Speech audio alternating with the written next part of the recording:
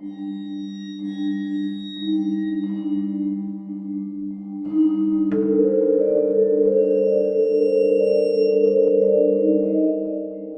first creating a prosthetic using 3rd degree to cover up my dad's eyes.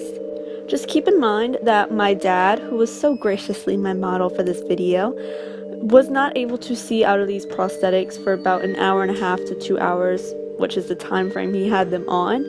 So if you're doing this, you definitely want to do it on somebody else and not yourself so you can see what you're doing.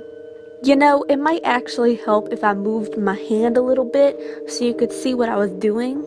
When making this prosthetic, definitely keep in mind that you're covering the edges with 3rd degree later, so you don't have to worry about making them super thin. Now, if you do not want to spend the crazy amount of money that 3rd degree costs, you can always use liquid latex or nose with scar wax or anything else that you think might make a good eyeball socket. So after you wait for the prosthetic to completely dry, I go over it with a red cream makeup, then I went in with Skin Illustrator's Blood Tone and Aged Blood to add a little bit more depth. Pre-painting it saves you time and you don't want your model to be blind for so long, which is exactly what's happening with this prosthetic, so this definitely helps a lot. So now it's finally the part where we actually get to apply the prosthetic after all the prep work.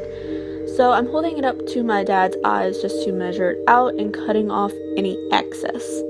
Doesn't my dad just look so happy to be having his makeup done? After I'm done fitting the prosthetic to his eye socket shape, I go in with some spirit gum and applying it on the outer edges of the prosthetic and around the socket itself. Be very careful when doing this because you do not want to get any type of adhesive in the eyes itself.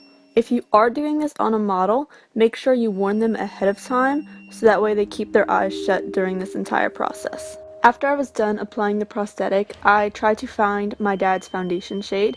It ended up being a little too yellow, but it's okay if it's not a perfect match. And I scraped some of that off and I put that in my 3rd degree mixture to give it a little bit of color so I didn't have to go over it later and try to color it. Little things like mixing your foundation with your 3rd degree definitely help in the end because it saves you a lot of time. Instead of having to find it later and color it, you already have the color mixed in. Then I go over the prosthetic edges with some 3rd degree.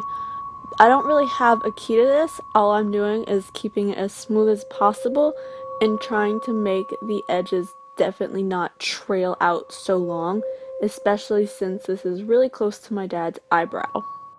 I would definitely recommend building up the edges of the 3rd degree a lot more than I did here to create more depth.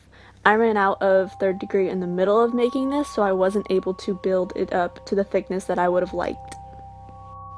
Also, definitely make sure you make smaller batches than you think you will need. You have 5 to 10 minutes when working with this product before it sets. And I made the mistake of making one big batch thinking I would be able to blend this out really quickly, and I wasn't able to. So don't make that mistake because it ended up messing it up a little bit and I wasn't able to create a nice seamless blend. A trick to help you blend out 3rd degree a little bit is take a cheap paintbrush and put a little bit of alcohol on it to blend out the edges.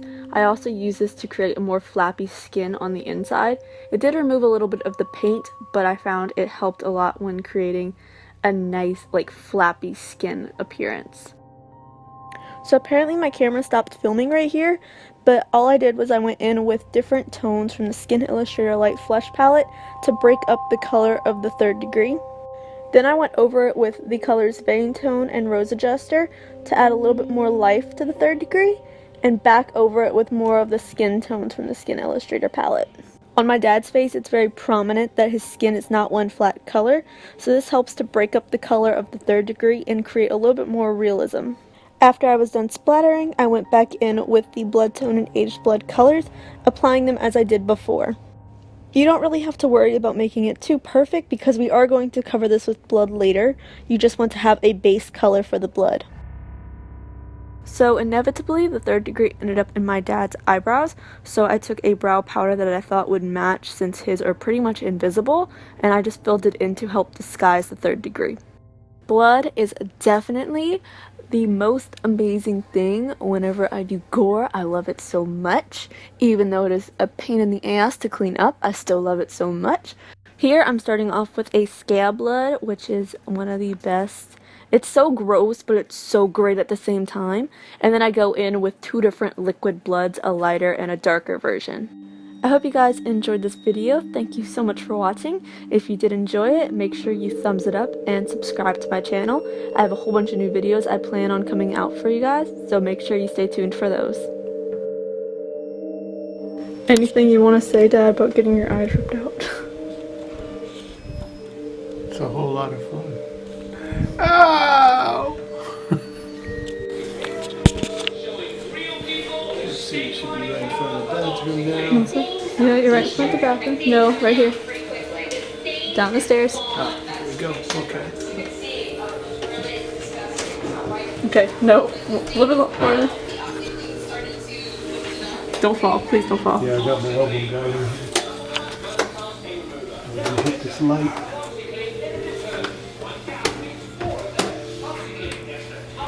This is the turn. This is the turn. Keep going down. There you go. I feel like Hermes would be scared of this. Okay, last step. Dinner will be ready at 5. How's it look? Looks pretty good. Can you see through that? Nope. Okay, wait, watch about you about to hit the About to hit the sofa.